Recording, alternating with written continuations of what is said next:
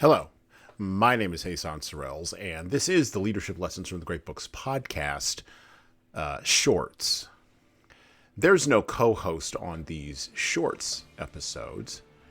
These are now around 2 to 4 minute, sometimes as long as 6 to 10 minute observations, ideas, thoughts, or rants about the literature, philosophy, psychology, and even the theology of leadership.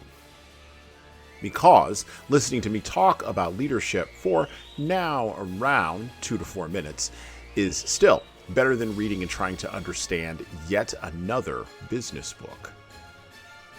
Even that business book your coworker won't stop raving about because it quote-unquote changed their life, but you can't see any difference in their leadership behavior.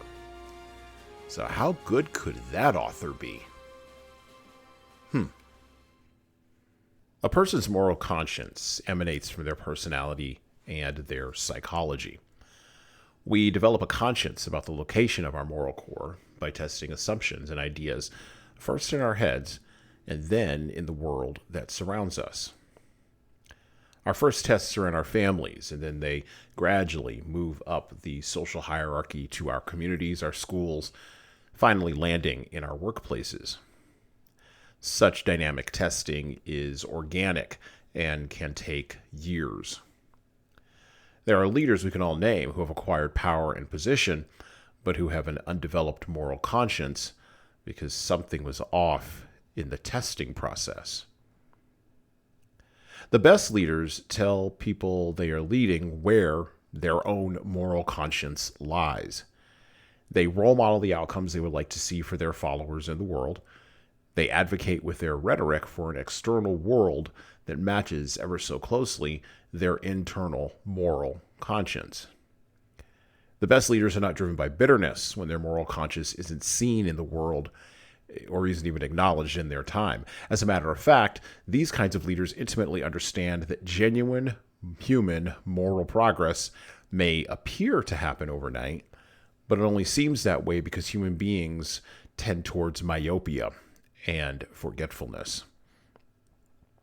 The best leaders do what they can in the box they are in, the social box, the political box, the cultural box.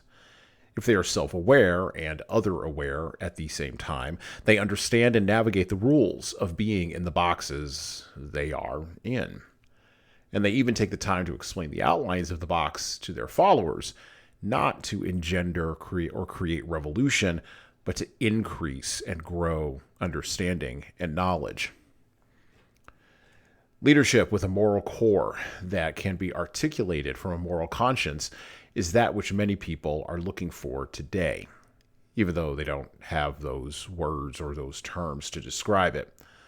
Sure, there are those who are put off by a seemingly high level of moral assurance and a seeming lack of moral struggle, but this is only because we in the West, over the last 80 years or so, have romanticized the difficult process of putting together a moral compass without describing sufficiently where a leader should focus it. Leaders develop a moral conscience and then tell us all out here what you're going to do with it. And well, that's it for me. Thank you for listening to the Leadership Lessons from the Great Books podcast today. And now that you've made it this far, you should subscribe to the audio version of this show on all the major podcast players, including Apple iTunes, Spotify, YouTube Music, and everywhere else where podcasts are available. There's also a video version of our podcast on our YouTube channel. Like and subscribe to the video version of this podcast on the Leadership Toolbox channel on YouTube. Just search for Leadership Toolbox and hit the subscribe button there on YouTube. And while you're doing that, leave a 5-star review if you like what we're doing here on Apple, Spotify, and YouTube. Just go below the player and hit 5 stars. We need those reviews to grow, and it's the easiest way to help grow this show. And tell all your friends, of course, in leadership. By the way, if you don't like what we're doing here, well, you can always listen to another leadership show. There are several other good ones out there. At least that's what I've heard. All right. Well, that's it for me.